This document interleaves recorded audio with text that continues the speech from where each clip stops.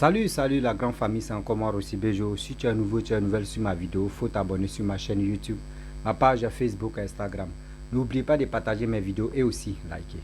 Bref, la famille, regardez des images qui défilent à ma gauche ou à ma droite. Je ne sais pas à quel moment tu vas placer ton téléphone, mais regardez bien les images. Ce sont les images mécaniques et mécano.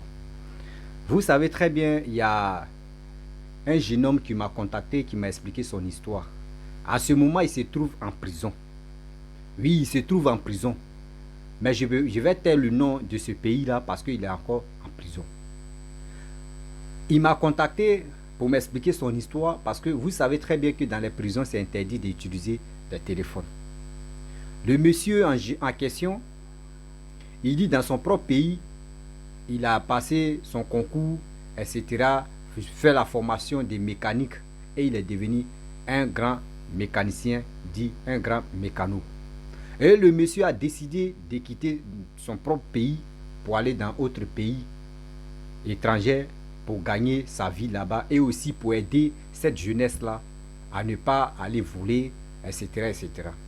Et quand il est arrivé dans ce pays, il s'est installé, il a payé les impôts, il payait toujours, il a créé son entreprise de mécanique et mécano et il payait ses impôts, il était en règle dans ce pays.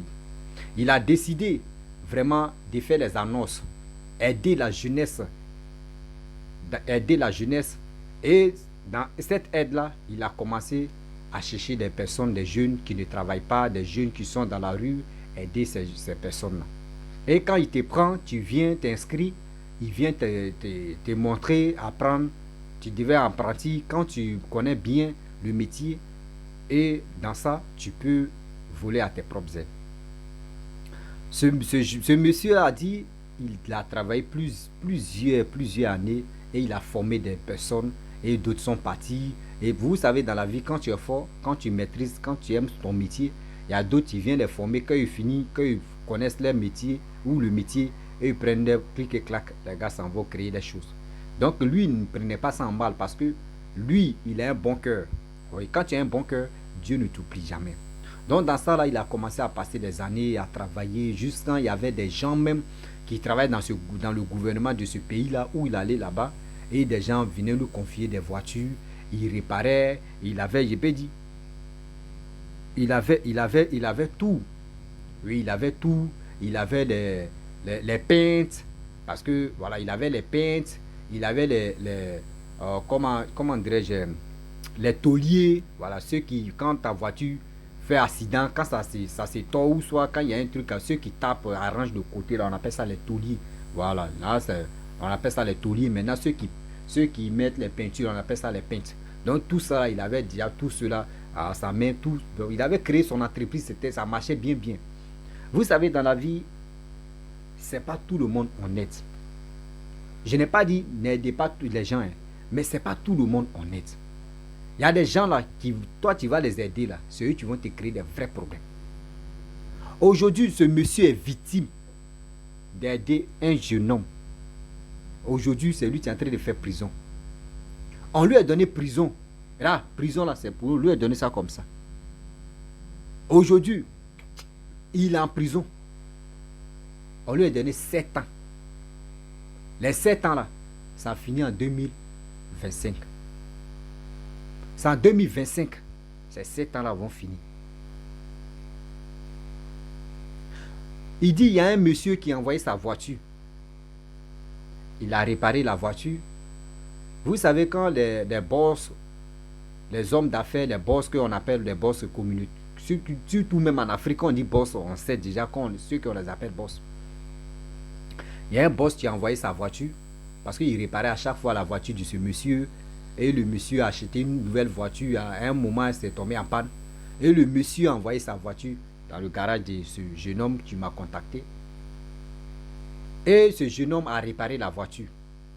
Vous savez, quand tu finis, surtout les mécanos, les mécaniciens, vous savez, quand tu répares la voiture de la personne, si c'est le soir, il t'a envoyé, tu as fini de réparer, tu dois laisser d'abord, la voiture là va dormir dans ta main ou au garage. Et le lendemain, tu accompagnes, tu envoies la voiture chez le propriétaire. Ou soit si le propriétaire a besoin de ça, tu arranges rapidement, tu l'appelles et puis il dit il faut envoyer ça la nuit, tu envoies, c'est comme ça, ça se passe. Le monsieur, le jeune homme a arrangé la voiture, bon, c'est un monsieur, il a arrangé la voiture et il a déposé la voiture au garage.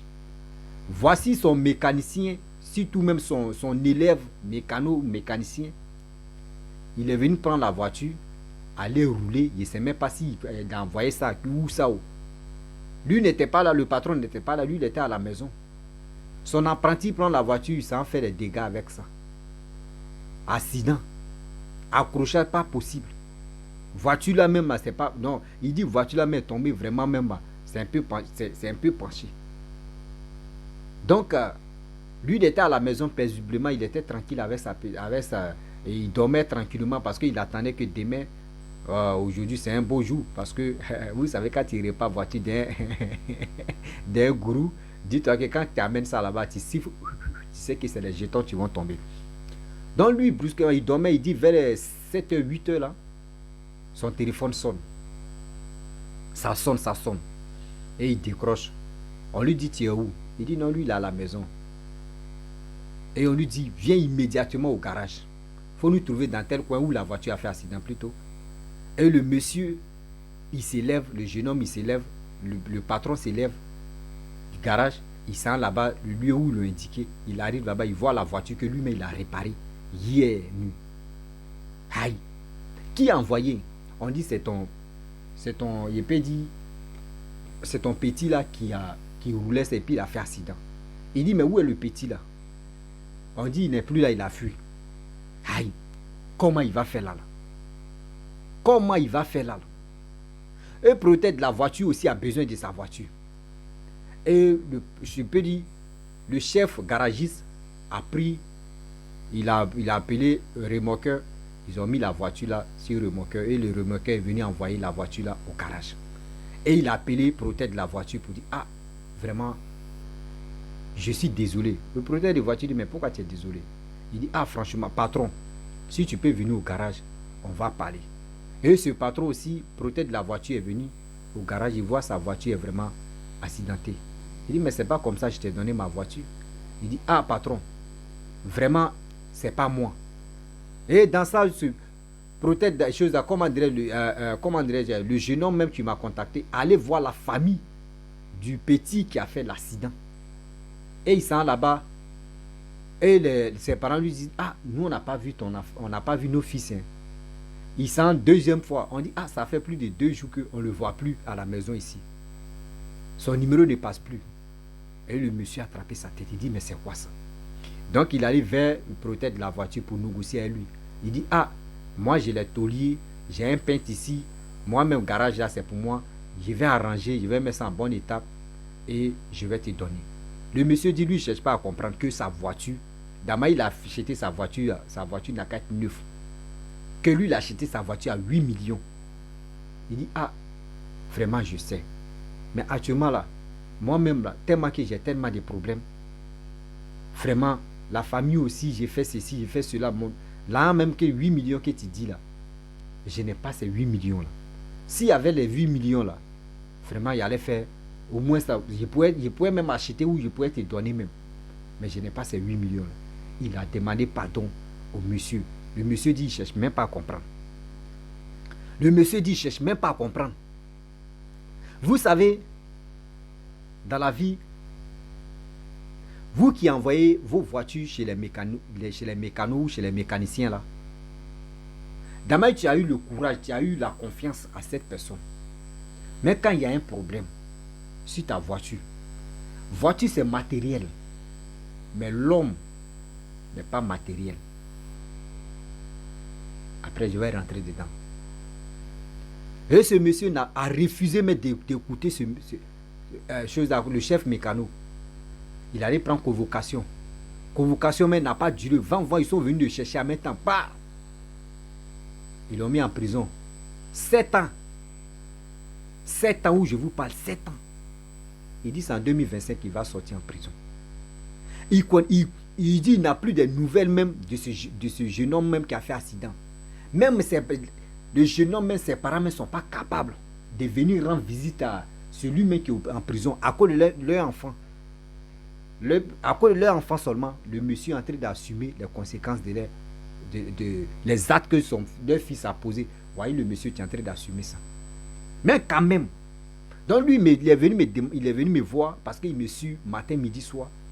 Il est venu me voir, il dit, si lui, ils sont en prison là, il vous demande pardon, vous qui êtes mes abonnés, vous qui écoutez les histoires, surtout notre histoire, ce qui se passe là.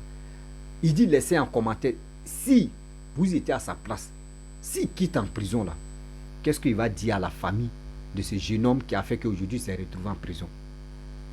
À vos claviers, surtout les commentaires à vous. Moi, mon frère, moi je vais te donner le conseil d'abord que, bien avant que je vais commencer à sensibiliser, parler à nos parents qui ont des voitures et aussi à nos frères qui sont des mécanos aussi. Moi, le seul conseil que je te donne, parce que tu as eu confiance en moi pour venir m'expliquer ton problème, ne dis rien. Tu sais, dans la vie, il y a des innocents qui sont versés en prison là-bas. Aujourd'hui, la prison que tu es entré, tu es dedans là. La prison où tu es dedans là. Parce qu'il ne peut pas dire le nom du pays là parce que c'est en Afrique ici, mais vous savez, on dit les téléphones sont interdits surtout dans les prisons partout dans le monde ici. Donc s'il dit le nom de ce pays là, c'est pas joli à voir. C'est comme je suis là exposé la personne, mais je ne dis pas le nom de ce pays là. Vous comprenez? Mais moi, je voulais te dire, mon frère, mon jeune frère, en prison où tu es là-bas, là, il y a tellement des innocents que ceux qui ont fait le mal. C'est pas, à faire de l'innocence là, c'est pas aujourd'hui ça a commencé, si toi. C'était déjà là. Le dessin là, c'est déjà marqué dans ton destin là-bas. Mais, moi je te demande pardon. Ne fais rien même à ses parents. La seule chose que tu vas faire, dès que tu finis de faire la prison, va chez ses parents et puis tu vas dire, je vous dis merci.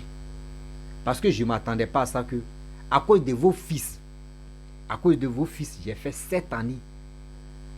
J'ai fait 7 années en prison. Et le pays là même là, moi je ne viens pas de ce pays là, je suis un étranger. Mais néanmoins, vos fils ont fait ça. Vous n'avez pas le courage mais de venir me dire, il y a quoi en prison? Pour dire, ah mon fils, au moins ça, même si on a fait bouillon, on va te donner, tu vas boire quand même. Ça peut vraiment me soulager. Tu leur dis ça comme ça. Vous imaginez-vous, si c'était moi, j'avais fait des dégâts et vos fils allaient en prison là. Vous, mais quelle est vos réactions là? Tu causes avec eux. Tu causes avec le chef de la famille ou soit tu causes avec quelqu'un, mais tu es adulte, mais puis tu causes avec, tu arrives dans les familles et tu parles ça comme ça. Mais ne va pas en violence pour dire tu vas faire par là. Non, tu leur parles ça comme ça. Mais il y a des gens qui vont te donner raison dans cette famille-là. Il y a des gens qui vont te donner, même les 7 ans que tu vas faire là, je ne sais pas. Il reste quelques années, tu vas, bon, tu dis en 2025 tu vas être libéré là. Mais tu vas voir, soit toi-même ta libération là, soit son papa même va plus être en vie, ou soit sa maman même va plus être en vie. C'est comme ça, ça y est. Mais ce jeune homme là, d'abord il a fui. Et tu es en train d'assumer ces actes qu'il a posés, ces mauvais actes qu'il a fait là. Moi, je te dis, devant Dieu, devant la terre, ne prends pas ça en mal. Considère que c'est écrit, c'était déjà écrit dans ton destin. Voilà. Considère que c'était déjà écrit dans ton destin. Parce que quand tu dis, tu vas rendre le... Si vraiment tu avais l'intention de rendre le mal par le mal, Dieu même d'abord Dieu avec toi. Aujourd'hui, tu m'as dit non que durant combien d'années que tu es en prison, tu n'es pas tombé malade. C'est parce que Dieu est avec toi. Tu dis durant combien d'années tu es en prison, tu n'es pas encore tombé malade. C'est-à-dire Dieu même avec toi.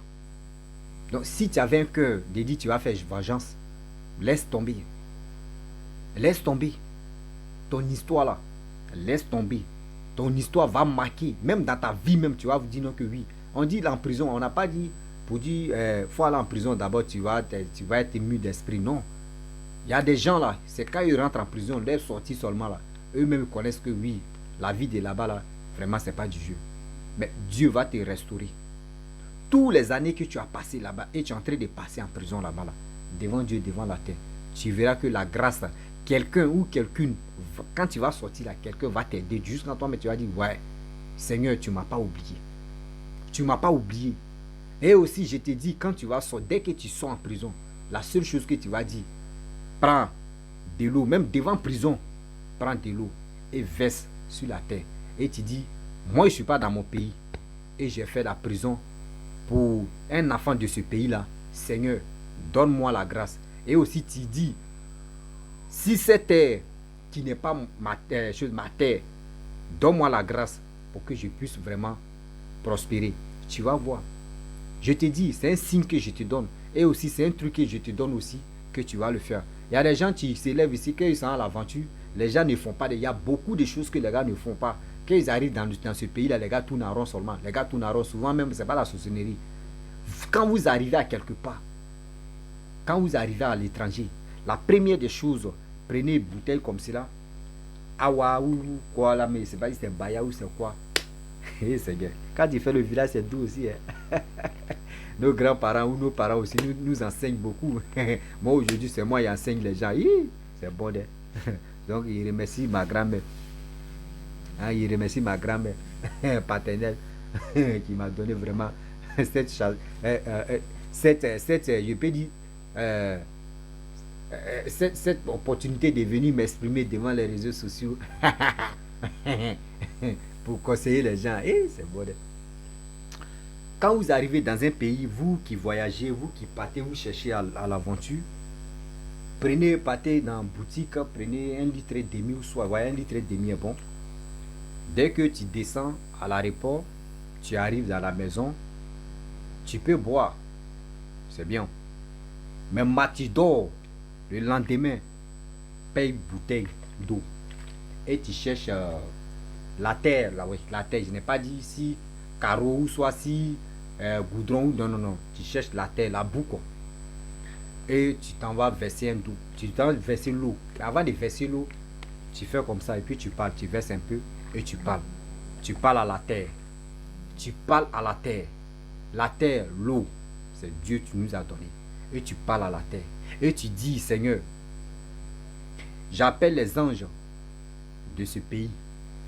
J'appelle les anges de ce pays. Des anges qui protègent l'homme. Les anges qui donnent le bonheur dans ce pays. J'ai besoin de vous, je suis un étranger. Aidez-moi, je suis votre fils.